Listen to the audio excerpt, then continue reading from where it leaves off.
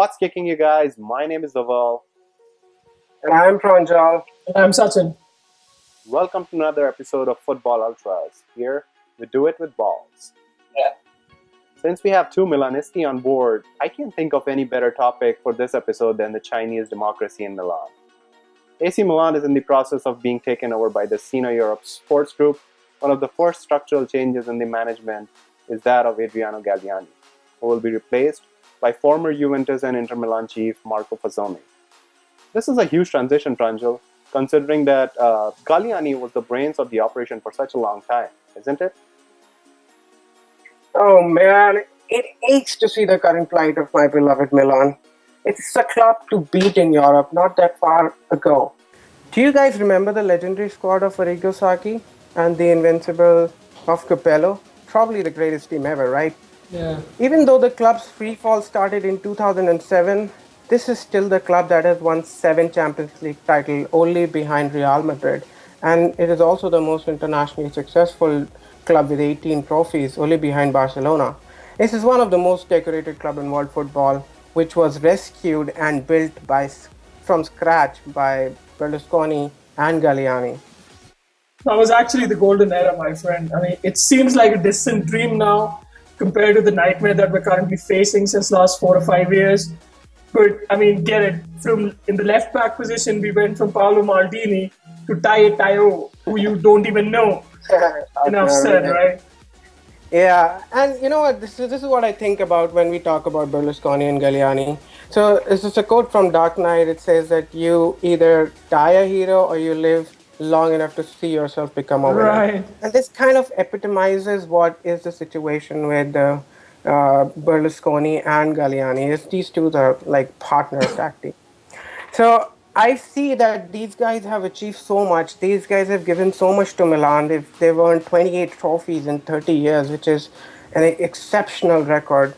And this is the club that has signed some great players like Sheva, Kaká, the Dutch trio, Van Basten.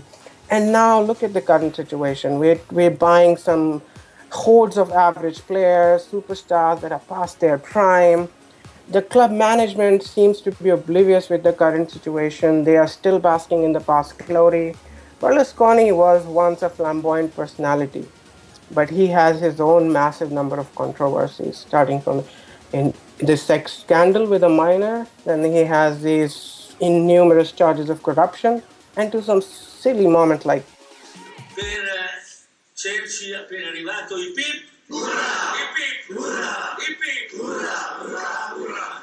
per un Milan vincente nel 2015. I Pip, i Pip, i Pip. Look at that guy, man. Come on. Well, there is a huge outcry for change in leadership, a new management structure, and need of massive investment. With the recent Chinese takeover, I do see there's a hope where we can revive this club to its past glory. Hip hip. Come on. Oh, that was lame. Anyway, what's your take on this? Well, I get what you're trying to say, and I totally agree with all the controversies that Berlusconi has been a part of. But I speak as a non-Italian Milan fan, and I can say for sure that most of us non-Italian Milan fans owe it to Berlusconi and Galliani. The kind of acquisitions, the kind of people that they actually hired throughout this era of 30 years in which they were controlling Milan, that is the reason, that's the prime reason at least I became a fan of AC Milan. So it's pretty sad to see the manner in which they're going and leaving after 30 years. But one has to admit that now, after 30 years, it is about time that Berlusconi and Milan as a club, they should turn a new page and look into the future for the club. And we will surely miss Galliani's epic celebrations on the match line. I mean, some of the celebrations that he has done have been outrageous, to say the least. For me, he will always remain Milan's #1 fan. Outrageous and hip hip.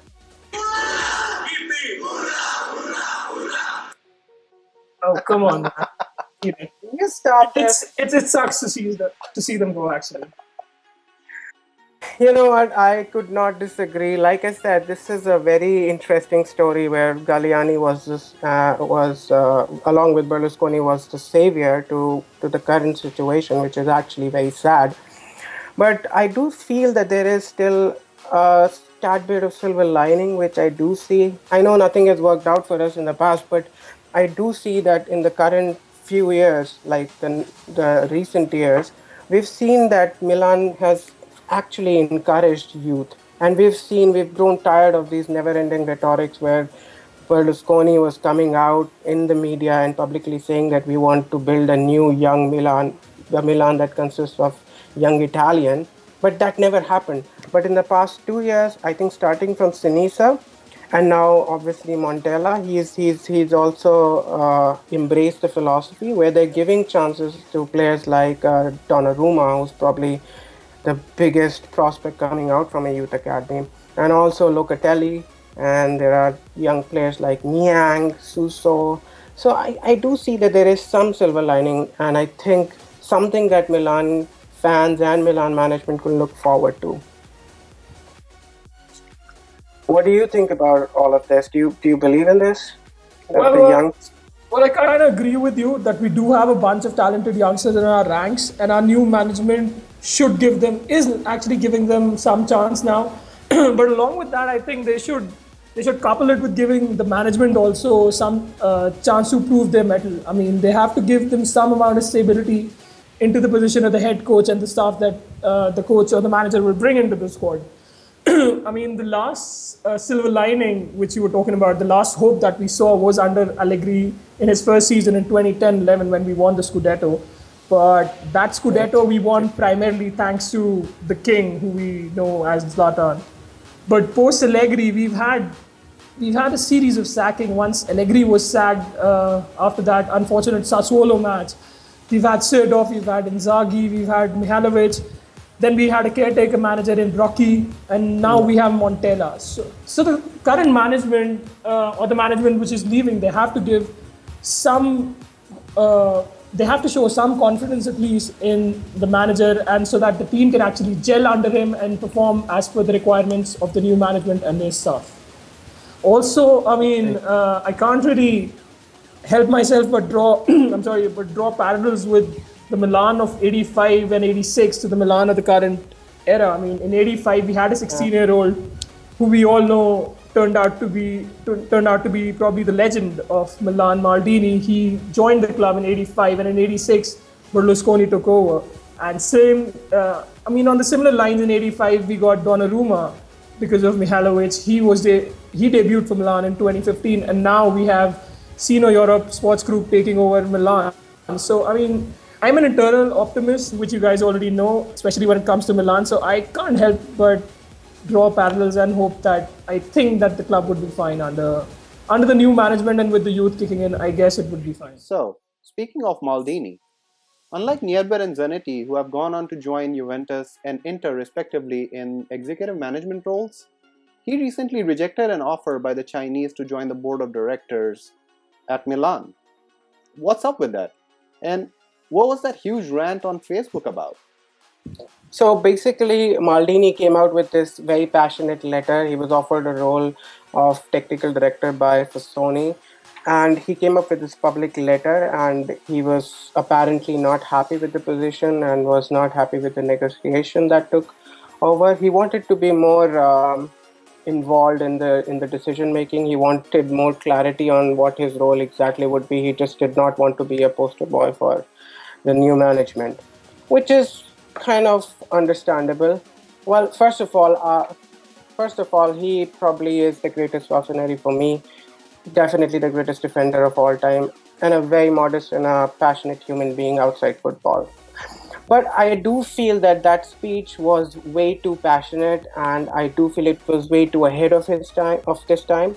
I think that he has some genuine concerns. Obviously, he would want to be behind a project which he can truly back, if he feels very strongly about it, and knowing the kind of person he is. But was he being a little bit unrealistic? I don't think he was being totally unrealistic. I do feel that it was ahead of time. I do feel that he should have maybe taken a more cautious approach, maybe taken more time to discuss his situation with the management and then came out with this rant publicly?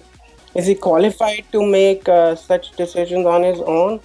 I don't think so. I mean, obviously, it's a whole it's the whole management will sit down and decide on transfer policies and other policies, and obviously his voice is an important voice and an integral voice.